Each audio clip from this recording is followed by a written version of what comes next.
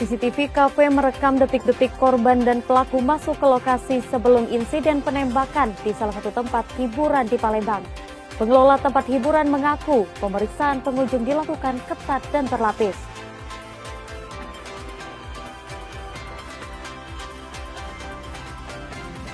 Dua pencuri bengkel las di Palembang diringkus polisi. Dari penangkapan itu, polisi menyita 1 mesin bor dan 4 unit las listrik hasil curian.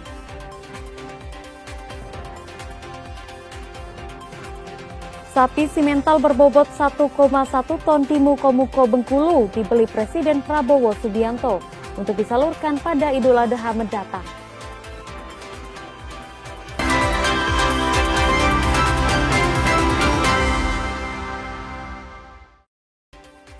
Selamat pagi saudara, apa kabar Anda hari ini? Seperti biasa kami akan membuka hari Anda dengan sejumlah laporan menarik dari Sumatera Selatan dan daerah lain di Sumatera bagian selatan. Selain berita utama tadi, masih ada informasi-informasi menarik lainnya yang akan kami sampaikan. Bersama saya, Melanie Safitri. Inilah Kompas Pagi selengkapnya di Kompas TV Independen Terpercaya.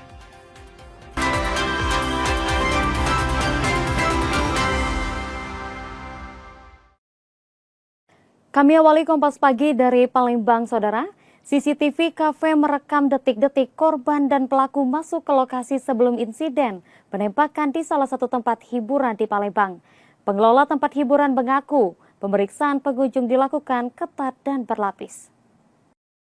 Rekaman CCTV di tempat hiburan malam di Kecamatan Ilir, Bar 1 Palembang memperlihatkan saat korban Pratu FAA dan terduga pelaku Sertu MRR masuk dengan menjalani pemeriksaan menggunakan metal detektor. Diduga senjata api rakitan jenis korek api yang dibawa terduga pelaku lolos dari pemeriksaan petugas keamanan. Senjata itulah yang diduga digunakan untuk menembak korban. Manajemen tempat hiburan mengaku menyesalkan terjadinya insiden tersebut. Selama ini pemeriksaan pengunjung dilakukan secara ketat, mulai dari pemeriksaan identitas hingga pemeriksaan barang bawaan. Saat ini proses penyidikan masih terus dilakukan Denpom 24 Palembang. Pengelola tempat hiburan berharap garis polisi di lokasi dapat segera dibuka agar operasional dapat kembali berjalan. Karena yang kami dengar dari Kodam kemarin, kan itu katanya seperti korek api senjatanya. Dan itu mungkin jadi evaluasi kami ke depan, mungkin metal detektor kami terlewat di situ, mungkin kami akan menambah X-ray. Karena SOP-nya sudah kita terangkan di situ, segala SOP dari security 2 kali cek, ada metal detektor. Akan tetapi mungkin metal detektor kami itu tidak ter-screening seperti yang ada di berita kami baca, katanya yang seperti korek itu, mungkin itu yang terlewat. Pomdam 2 Sriwijaya menangkap 2 terduga pelaku yang terlibat dalam insiden penembakan yang menewaskan 1 anggota Kesdam 2 Sriwijaya. 1 terduga pelaku oknum anggota TNI dan 1 lainnya warga sipil. Pomdam 2 Sriwijaya menangkap Sertu MRR yang diduga melakukan penembakan serta 1 warga sipil DS yang menewaskan Pratu FAA dari Kesatuan Kesdam 2 Sriwijaya. Pengungkapan tersebut dikonfirmasi Kapendam 2 Sriwijaya Letkol Infanteri Yordania pada Minggu 17 Mei 2026 siang. Kapenda menyebut terduga pelaku ditangkap di lokasi berbeda setelah personil Pomdam melakukan pemeriksaan saksi dan alat bukti. Sertu MRR ditangkap saat berada di parkiran RS Bayangkara Polda Sumsel, sementara DS ditangkap di rumahnya. Pomdam Sriwijaya juga menyita 1 pucuk senpi rakitan berbentuk korek api yang diduga digunakan saat penembakan. Insiden terjadi Sabtu dini hari lalu di sebuah tempat hiburan malam di Palembang, diduga karena selisih paham. Para tersangka untuk Sertu MRR ditahan di Pomdam 24 Palembang, sementara DS diserahkan ke pihak kepolisian untuk proses hukum lebih lanjut. Informasi dari hasil pemeriksaan untuk tersangkanya ada 2 orang, ya. 1 orang adalah Sertu MRR sebagai pelaku dan 1 orang adalah dari pihak sipil, saudara DS, di mana yang bersangkutan menyembunyikan barang bukti. Pelaku penembak. Alat buktinya otomatis sekarang sudah senpi rakitan. Senpi rakitan. Ya. Jenisnya apa? Jenisnya itu didalami, sedang didalami juga. Untuk motifnya, jadi ya yang bersangkutan ini terjadi selisih paham, ya kan, di mana terjadi cekcok, berujung perkelahian, kemudian berujung terjadinya penembakan seperti itu. Sebelumnya, satu prajurit TNI tewas ditembak rekannya sesama prajurit di sebuah tempat hiburan malam di Palembang, Sumatera Selatan. Insiden diduga karena selisih paham.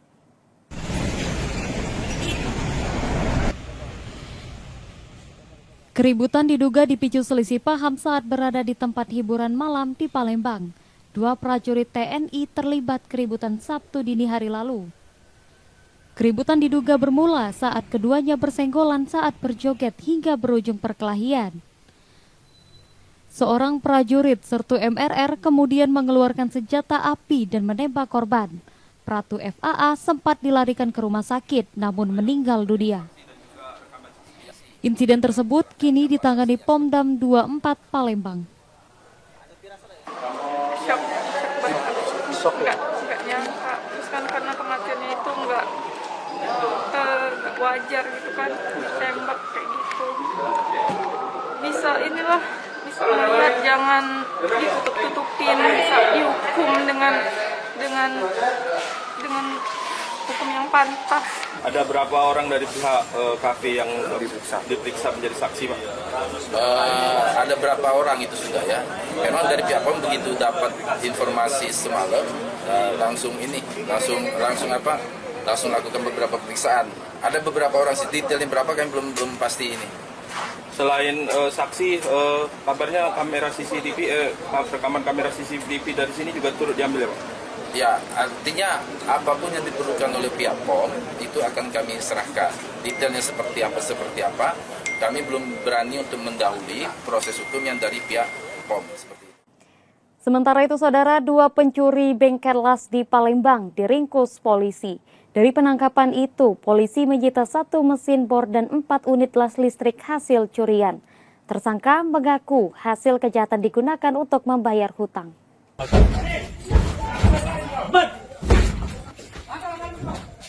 Rumah tersangka pencurian di Jalan Sentosa seberang Ulu 2 Palembang digerebek polisi Senin 19 Mei 2026 dini hari lalu. Tersangka MF sempat mencoba kabur lewat pintu belakang, namun gagal setelah rumah sudah dikepung polisi. Dari lokasi polisi menyita 1 mesin bor dan 4 unit las listrik hasil curian. Hasil pengembangan, polisi juga menangkap tersangka lain MAG. Keduanya diduga spesialis pencuri bengkel las dengan modus mencongkel atap sebelum mengambil barang berharga. Hasil curian dijual lalu uangnya dibagi 2. Kini kedua tersangka terancam hukuman 5 tahun penjara. Barang yang dijual berapa Bang harganya, Bang? 800.000. Duitnya dibagi 2 mereka?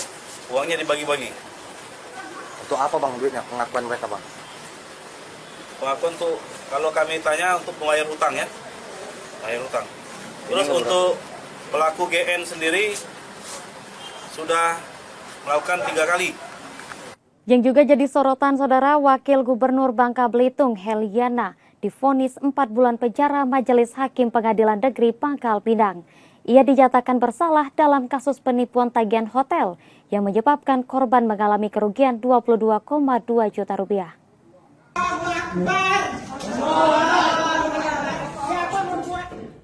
Majelis Hakim Pengadilan Negeri Pangkal Pinang menjatuhkan vonis pada Wakil Gubernur Bangka Belitung Heliana. Terdakwa divonis 4 bulan penjara, serta dinyatakan terbukti melakukan penipuan. Vonis tersebut lebih ringan dari tuntutan Jaksa Penuntut Umum Kejaksaan Negeri Pangkal Pinang yang menuntut 8 bulan penjara. Perkara ini berkaitan dengan dugaan penipuan tagihan hotel yang menyebabkan kerugian sebesar 22,2 juta rupiah. Usai putusan, keluarga dan kerabat terdakwa tampak tak mampu menahan kesedihan saat sidang berakhir. Kuasa hukum terdakwa menyatakan pengajuan banding dari putusan tersebut. Tadi kita sudah dengar putusannya bahwa putusannya 4 bulan. Kita sudah komunikasikan juga dengan lawyer kita, dan sudah berunding keluarga juga. Bahwa pertama insya Allah kita akan melaksanakan banding terkait itu. Nah terkait penahanan, kita lagi menunggu proses pengajuan tahanan pertama. Itu penahanan, ya. Perkara bermula dari penggunaan fasilitas salah satu hotel di Pangkal Pinang sejak Agustus 2023 hingga September 2024. Terdakwa disebut melakukan pemesanan kamar, ruang pertemuan, konsumsi, dan sejumlah fasilitas lain untuk berbagai kegiatan, namun tagihan belum diselesaikan pada pihak hotel. Jadi bahwa sebelumnya saya sampaikan dulu bahwa ini bukan eksekusi. Jadi terdakwa Ibu Heliana binti Mukti Safi'i ini tetap dia mempunyai haknya dalam upaya hukum dalam perkara ini. Karena tadi juga DPU dan terdakwa maupun penasihat terdakwa mengatakan pikir-pikir itu tidak punya waktu 7 hari. Jadi yang kita laksanakan hari ini adalah pelaksanaan penetapan hakim yang ada dalam putusan, bukan penahanan terhadap terdakwa di rutan. Saat ini Heliana ditahan di Lapas Perempuan kelas 3 Pangkal Pinang. Nandar Diansyah, Kompas TV, Pangkal Pinang, Bangka Belitung.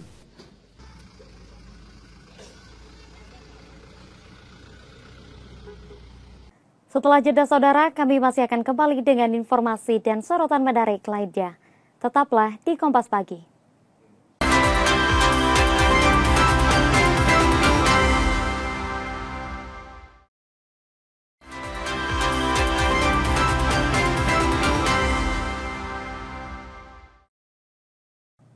Anda masih menyaksikan Kompas Pagi. Masih dari Palembang, saudara. 1 dari 3 pelaku begal yang diduga melukai korbannya di Palembang, Sumatera Selatan diringkus.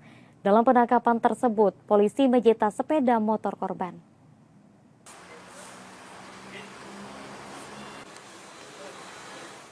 Seorang warga Seberang Ulu 2 Palembang, MD, tak berkutik setelah diringkus unit reskrim Polsek Seberang Ulu 2. Pria 29 tahun itu ditangkap karena terlibat pembegalan.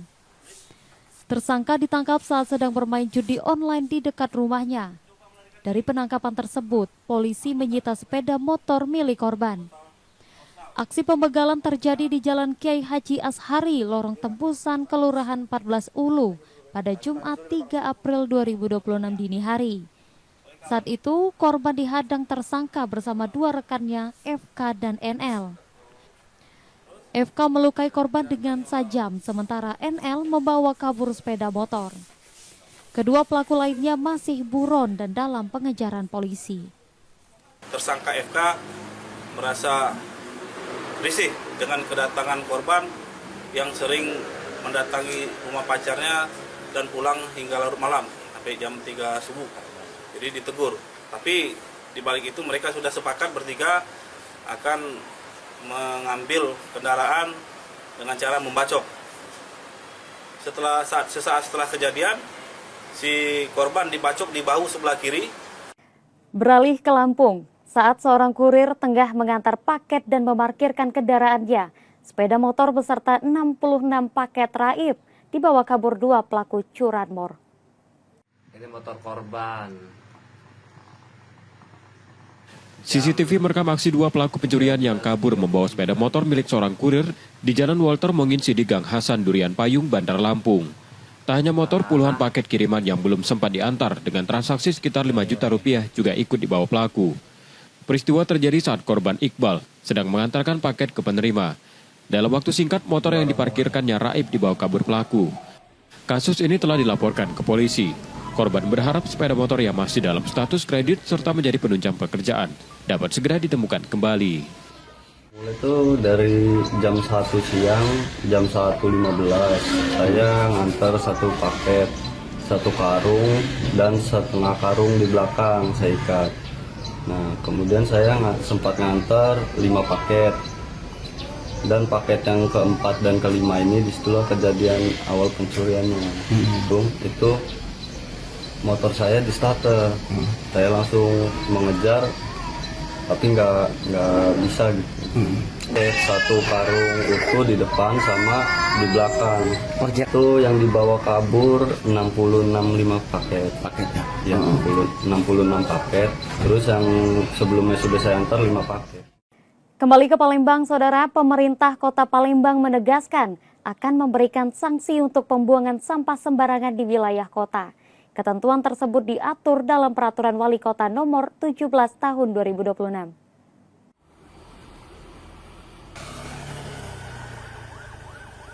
Pemerintah Kota Palembang menegaskan keseriusannya dalam menangani sampah di wilayah kota. Pemkot mengimbau seluruh warga untuk mematuhi Peraturan Wali Kota Palembang Nomor 17 Tahun 2026 tentang larangan membuang sampah sembarangan. Pemkot berharap kesadaran masyarakat dalam menjaga kebersihan dan tidak membuang sampah sembarangan dapat meningkat. Pengawasan juga diperkuat dengan membentuk satuan tugas yang melibatkan camat dan lurah. Untuk pelanggar, Pemkot akan memberikan sanksi denda Rp500.000, sanksi sosial, hingga penindakan petugas Satpol PP apabila terbukti membuang sampah sembarangan. Untuk sanksi nanti ada 2 sanksi administrasi, tertib ada sanksi paksaan pemerintah. Nah ini di dalam kegiatan ini juga pemerintah kota sudah membentuk satgas juga untuk mengawasi yang melibatkan seluruh para camat dan lurah yang ada di Kota Palembang. Kembali ke Bengkulu, sapi simental berbobot 1,1 ton di Muko-Muko Bengkulu dibeli Presiden Prabowo Subianto untuk disalurkan pada Idul Adha mendatang. Sapi milik peternak lokal itu dibeli dengan harga sekitar 200 juta rupiah.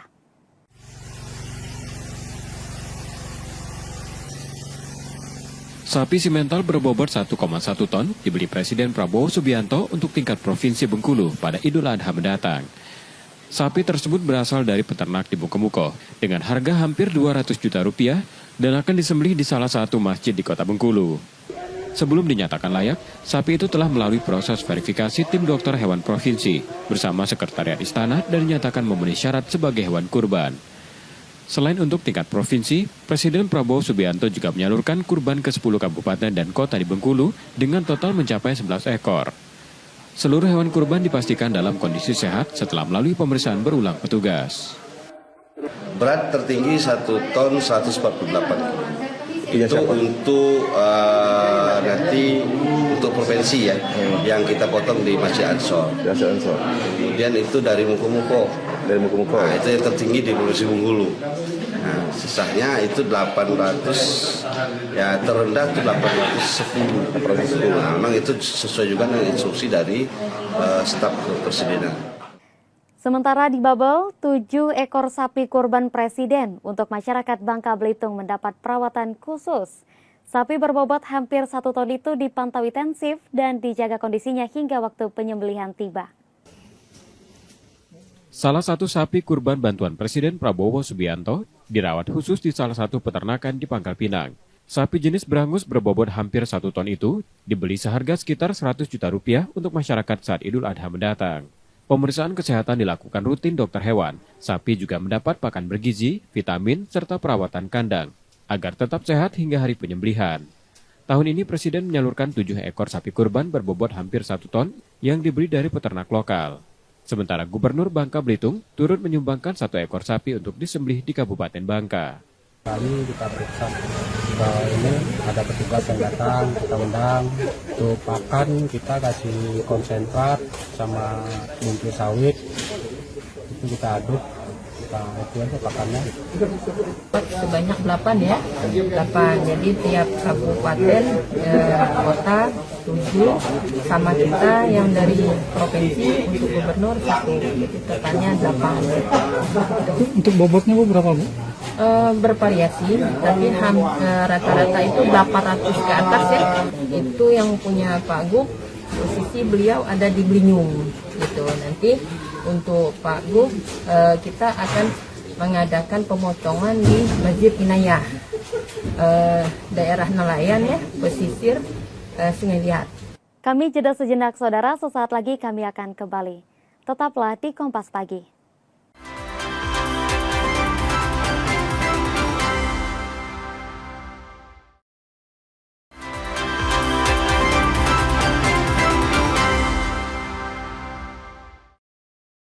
لبيك لا شريك لك لبيك إن الحمد والنعمة لك والملك لا شريك لك. Melani Safitri masih bersama Anda di Kompas Pagi. Dari informasi haji saudara, pemerintah Arab Saudi menyalakan lampu penanda datangnya bulan haji 1 Zulhijjah 1447 Hijriah.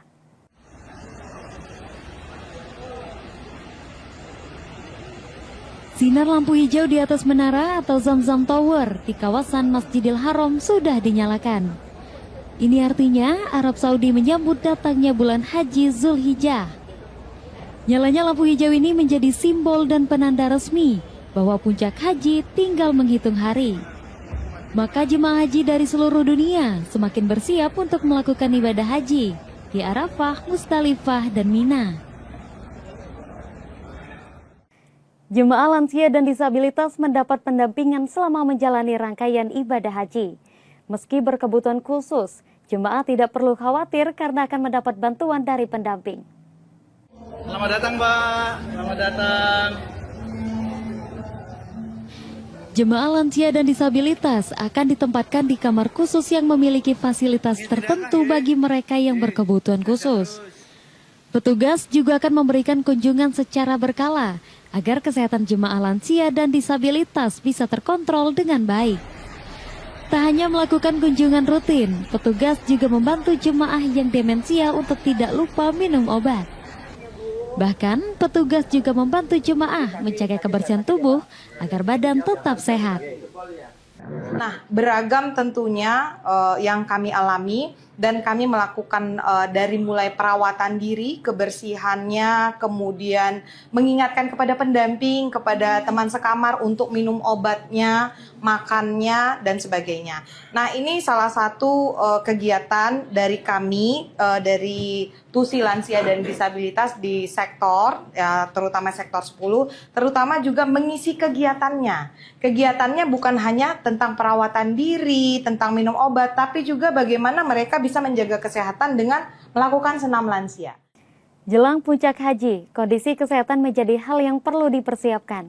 Tidak terkecuali oleh petugas haji yang melayani jemaah haji Indonesia. Jurnalis Kompas TV yang juga tergabung dalam tim Media Center Haji 2026, Jihan Novita, berkesempatan mendapat tambahan vitamin sebagai upaya untuk menjaga kondisi kesehatan tubuh agar dapat melayani jemaah haji secara optimal dan maksimal. Berikut liputannya. Assalamualaikum warahmatullahi wabarakatuh. Saudara, jelang puncak haji, satu hal yang perlu diperhatikan adalah kondisi kesehatan tubuh. Saat ini saya sedang berada di Klinik Kesehatan Haji Indonesia wilayah Mekah. Di sini saya dan teman-teman petugas haji lainnya akan suntik vitamin demi menjaga kebugaran dan kesehatan tubuh. Mengingat tugas kami sebagai petugas haji adalah melayani jemaah haji Indonesia selama menjalani rangkaian ibadahnya di Tanah Suci. Sampai di KKHI, kita langsung registrasi dulu. Ini punya saya sudah siap ya, Sudah Dokter siap, Dika ya? atas nama Jihan Novitasari. Iya, saya sehat insya Allah, Dok. Ini saya akan diberikan vitamin apa nih, Dok? Akan diberikan vitamin B1, B6, dan B12. Kegunaannya B1, B6, dan B12 itu agar petugas tidak cepat lelah, lesu, lemas, dan saraf-sarafnya bisa berfungsi dengan baik, tidak cepat kesemutan, kebas, dan sebagainya. Wah, Masya Allah, banyak sekali manfaatnya ya, Dok ya. Tentunya ini untuk memaksimalkan pelayanan terhadap jemaah haji Indonesia selama puncak haji gitu ya, Dok ya. Setelah diregistrasi dia dapat form untuk suntik booster imun ya. Jadi memang ini penting banget karena jelang puncak haji ini kegiatannya padat sekali, ditambah cuacanya di sini panas. Jadi memang perlu banget tubuh kita tuh tambahan vitamin agar nanti saat puncak haji di Arafah, Musdalifah, dan Mina kondisinya tetap fit dan yang pasti bisa melayani jemaah haji Indonesia secara optimal dan maksimal. Sudah di ruang suntik, ini aku mau diapain nih Mbak Vivin? Kak Jihan, hari ini kita akan memberikan suplemen kepada Kak Jihan. Masya Allah. Iya, fungsinya agar ikhtiar kita agar petugas insya Allah bisa dalam keadaan yang tetap sehat. Jadi kita harus menjaga jamaah, kita pun juga harus tetap sehat seperti itu ya. Kita berikan suplemen vitamin untuk kajian hari ini. Masya Allah, ikhtiar biar makin maksimal melayani jemaah haji ya. Apalagi bentar lagi puncak Armusna atau puncak haji di Armusna ini padat sekali. Jadi petugas haji juga harus sehat gitu ya Mbak Vivin ya. Betul, kita persiapan pra Armusna dan juga harus tetap fit saat Armusna. Seperti itu kajian. Amin, amin. Sehat semuanya. Ya. Sudah suntik tadi dan kita akan tanyakan ke teman-teman petugas haji. Halo. Seberapa penting sih suntik vitamin buat kita nih jelang Armusna? Penting banget ya, karena kita itu udah sebulan ada di sini, kemarin di Madinah, kemudian sekarang di Mekah. Imun booster kayaknya harus tetap dijaga, karena kesehatan itu adalah yang utama demi pelayanan prima para jemaah. Kalau kitanya sehat, insya Allah layarannya hebat dan kuat. Ya, apalagi beberapa hari lagi nih ke depan kita mau ke Puncak Armusna. Di sana nanti akan semuanya ngumpul di situ. Tugas kita akan semakin berat, sementara cuacanya akan juga semakin tinggi. Jadi supaya kita nggak gampang sakit, kita di imun booster dulu. Iya, saudara, langkah ini menjadi bagian dari ikhtiar menjaga kesehatan, mengingat petugas akan menghadapi mobilitas yang tinggi, disertai dengan cuaca panas, serta jam kerja yang panjang selama puncak haji di Arafah, Musdalifah, dan Mina. Dengan kondisi yang prima, diharapkan para petugas dapat terus hadir memberikan pelayanan terbaik, mendampingi, dan memastikan jemaah haji Indonesia menjalankan ibadah dengan aman dan nyaman. Jihan Novita, Kompas TV, Mekah, Arab Saudi. Wakil Menteri Haji dan Umroh Dhanil Anzar Simanjuntak tiba di Bandara King Abdul Aziz, Jeddah, Arab Saudi. Rombongan Amirul Hajj terbagi dalam 2 keberangkatan yang disusul sehari setelahnya bersama Menteri Haji dan Umroh Muhammad Irfan Yusuf. Rombongan pertama Amirul Hajj dipimpin langsung oleh Wakil Menteri Haji dan Umroh Dhanil Anzar Simanjuntak tiba di Bandara King Abdul Aziz, Jeddah, Arab Saudi pada Senin. Kedatangan Amirul Hajj menandakan bahwa penyelenggaraan ibadah haji telah memasuki fase krusial karena puncak haji yang kian dekat. Memimpin misi haji Indonesia, setibanya di Arab Saudi, Dhanil menegaskan komitmennya memastikan seluruh fase pelayanan jemaah, mulai dari akomodasi, transportasi, dan konsumsi hingga kesehatan jemaah, berjalan optimal menjelang puncak wukuf di Arafah. Kedatangan rombongan kedua Amirul Hajj akan dipimpin langsung oleh Menteri Haji dan Umroh Muhammad Irfan Yusuf yang dijadwalkan tiba di Jeddah hari Selasa 19 Mei 2026. Dengan hari ini, pada saat keberangkatan kami tidak menemukan ada pergantian atau perpisahan mahram. Jadi alhamdulillah pada poin itu banyak perubahan. Dan kedua, kartu nusuk. Kartu nusuk biasanya dibagikan di Indonesia, sekarang tidak satu pun ada isu krusial terkait dengan kartu nusuk. Semuanya sudah terbagikan di Indonesia, walaupun tentu ada yang belum sempat terbagikan, kemudian dibagikan ketika ketibaan, dan alhamdulillah tidak sampai berminggu-minggu baru kartu nusuknya diperoleh. Kemudian isu konsumsi, alhamdulillah yang di dalam negeri semuanya berjalan dengan baik, tidak ada isu misalnya keracunan, tidak ada isu makanan tidak sesuai gramasinya, dan terus menerus. Isu-isu lain tidak ada yang sensitif, semuanya berjalan yang lancar. Tapi tentu yang menjadi catatan kami, dan kami harus terus perbaikan, itu adalah isu kesehatan. Isu kesehatan kami ingin memastikan nanti tahun ini sudah sangat ketat, tapi tentu masih ada PR yang perlu kita perbaiki. Nah, di Tanah Suci juga kami akan memantau dengan ketat terkait dengan isu kesehatan, misalnya isu demensia, isu penyakit menular, dan sebagainya. Wakil Menteri Haji dan Umroh telah tiba di Mekah, Arab Saudi. Wamen Hajj melakukan umroh wajib di Masjidil Haram bersama sejumlah wakil menteri. Laporan lengkapnya akan disampaikan jurnalis Kompas TV Sofyan Hartanto yang tergabung dalam Media Center Haji 2026.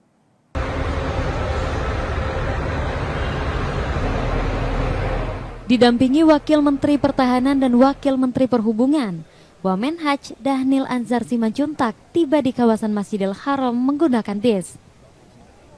Setelah melakukan persiapan, Wamen Hajj bersama rombongan melakukan tawaf dengan mengelilingi Ka'bah sebanyak 7 kali. Dalam melakukan tawaf, Dhanil juga membaur dengan jemaah haji lain. Tidak ada perlakuan ekstra, meski ia adalah seorang pejabat tinggi negara di bidang haji dan umroh. Setelah mengelilingi Ka'bah 7 putaran dan salat sunnah 2 rakaat, Dhanil berdoa dengan khusyuk di depan Ka'bah. Rangkaian ibadah selanjutnya, Wamen Hajj bersama rombongan melakukan sa'i. Dhanil juga sempat menyapa jemaah haji Indonesia dan memberi himbauan agar terus menjaga kesehatan menjelang puncak haji. Rangkaian ibadah umroh wajib diakhiri dengan tahalul atau mencukur rambut. Wakil Menteri Perhubungan Komjen Purnawirawan Suntana mencukur rambut Wamen Hajj sebagai akhir dari ibadah umroh yang menjadi salah satu syarat wajib haji. Pak Wamen izin dari Kompas TV. Tadi saya lihat kok waktu tawaf itu doanya kayaknya khusyuk banget. Apa sih doa yang dipanjatkan Pak Wamen? Yang penting kan sekarang semua upaya kita lakukan ya, terutama untuk kesuksesan haji. Pak Menteri, saya, Presiden Prabowo, semua yang ada di Kementerian Haji, termasuk teman-teman petugas MCH sudah melakukan hal-hal yang maksimal supaya haji 2026 sukses. Tentu kekuatan doa itu juga kunci. Oleh sebab itulah maka saya juga meminta kepada seluruh rakyat Indonesia, kepada kita sama-sama berdoa pada Allah Subhanahu wa taala supaya misi haji kita 2026 bisa lancar, nyaman, aman, sukses, mabrur semuanya dan memberikan transformasi dan perubahan untuk Indonesia. Amin, amin, ya rabbal alamin. Terima kasih Pak Wamen. Ya, amin. Ya, demikian tadi wawancara saya dengan Wakil Menteri Haji dan Umroh Republik Indonesia, Daniel Azhar Simanjuntak. Semoga apa yang didoakan oleh Wakil Menteri Haji dan Umroh bisa dikabulkan oleh Allah Subhanahu wa taala. Amin, amin, ya rabbal alamin. Sofyan Hartanto, Kompas TV, Mekah, Arab Saudi.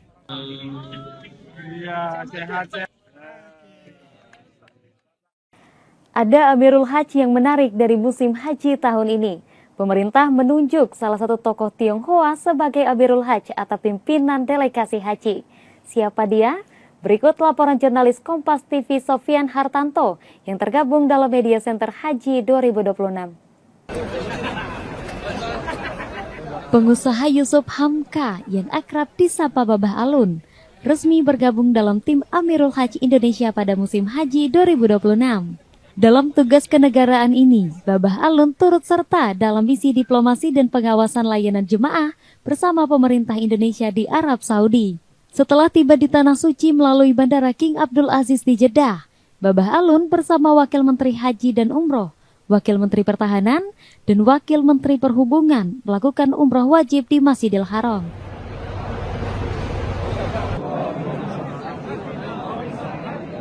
Meski usianya sudah 70 tahun, Babah Alun mampu melaksanakan tawaf dengan mengelilingi Ka'bah sebanyak 7 kali dan sa'i dengan lancar.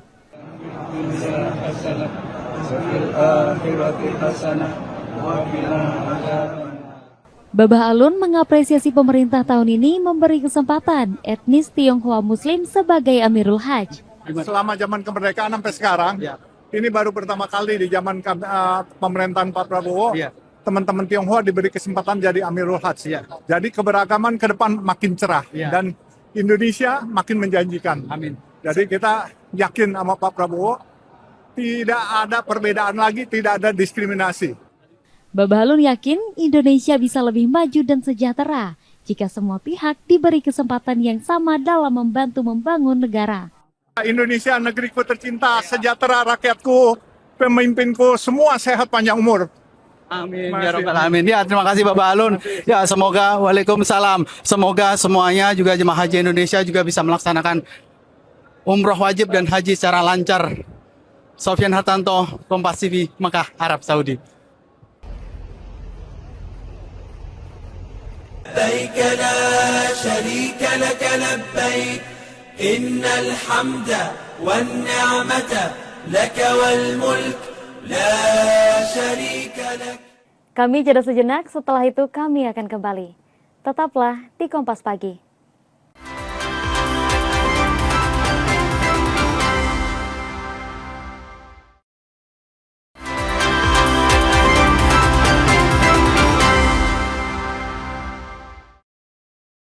Jika Anda tidak sempat menyaksikan sorotan utama kami, berikut laporan utama Kompas pagi hari ini. Rekaman CCTV di tempat hiburan malam di Kecamatan Ilir Bar 1 Palembang memperlihatkan saat korban Pratu FAA dan terduga pelaku Sertu MRR masuk dengan menjalani pemeriksaan menggunakan metal detektor. Diduga senjata api rakitan jenis korek api yang dibawa terduga pelaku lolos dari pemeriksaan petugas keamanan. Senjata itulah yang diduga digunakan untuk menembak korban. Manajemen tempat hiburan mengaku menyesalkan terjadinya insiden tersebut. Selama ini pemeriksaan pengunjung dilakukan secara ketat, mulai dari pemeriksaan identitas hingga pemeriksaan barang bawaan. Saat ini proses penyidikan masih terus dilakukan Denpom 24 Palembang. Pengelola tempat hiburan berharap garis polisi di lokasi dapat segera dibuka agar operasional dapat kembali berjalan. Karena yang kami dengar dari Kodam kemarin, kan itu katanya seperti korek api senjatanya. Dan itu mungkin jadi evaluasi kami ke depan, mungkin metal detektor kami terlewat di situ, mungkin kami akan menambah X-ray. Karena SOP-nya sudah kita terangkan di situ, segala SOP dari security 2 kali cek, ada metal detektor, akan tetapi mungkin metal detektor kami itu tidak tes-screening seperti yang ada di berita kami baca, katanya yang seperti korek itu, mungkin itu yang terlewat.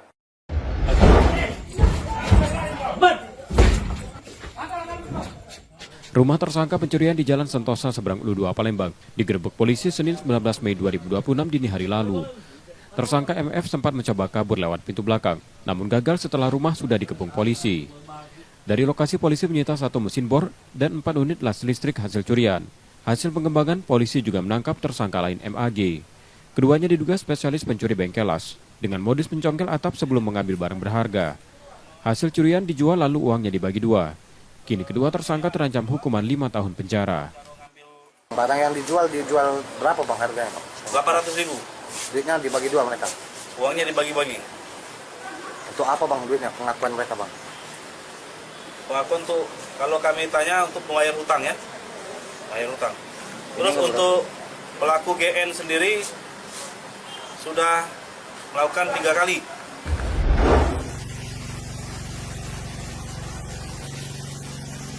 Sapi simental berbobot 1,1 ton dibeli Presiden Prabowo Subianto untuk tingkat Provinsi Bengkulu pada Idul Adha mendatang. Sapi tersebut berasal dari peternak di Bungkumuko dengan harga hampir 200 juta rupiah dan akan disembelih di salah satu masjid di Kota Bengkulu. Sebelum dinyatakan layak, sapi itu telah melalui proses verifikasi tim dokter hewan provinsi bersama Sekretariat Istana dan dinyatakan memenuhi syarat sebagai hewan kurban. Selain untuk tingkat provinsi, Presiden Prabowo Subianto juga menyalurkan kurban ke 10 kabupaten dan kota di Bengkulu dengan total mencapai 11 ekor. Seluruh hewan kurban dipastikan dalam kondisi sehat setelah melalui pemeriksaan berulang petugas. Berat tertinggi 1 ton 148. Itu untuk nanti untuk provinsi ya, yang kita potong di Masjid Ansor. Kemudian itu dari Mukumuko. Nah, itu yang tertinggi di Provinsi Bengkulu. Nah, sisanya itu 800, ya terendah itu 810. Nah, memang itu sesuai juga dengan instruksi dari staf kepresidenan. Informasi tadi menjadi akhir dari Kompas Pagi hari ini. Saudara, media adalah pilar yang menjaga keseimbangan informasi. Dengan menonton program berita di Kompas TV, Anda membantu memastikan media terus ada, menyajikan berita yang dapat dipercaya. Kembali kami mengingatkan bagi Anda yang ingin berbagi informasi atau kritik dan saran, dapat mengakses media sosial kami. Akhirnya, saya Melanie Safitri pamit. Kompas TV, independen terpercaya. Terima kasih sudah menonton dan sampai jumpa.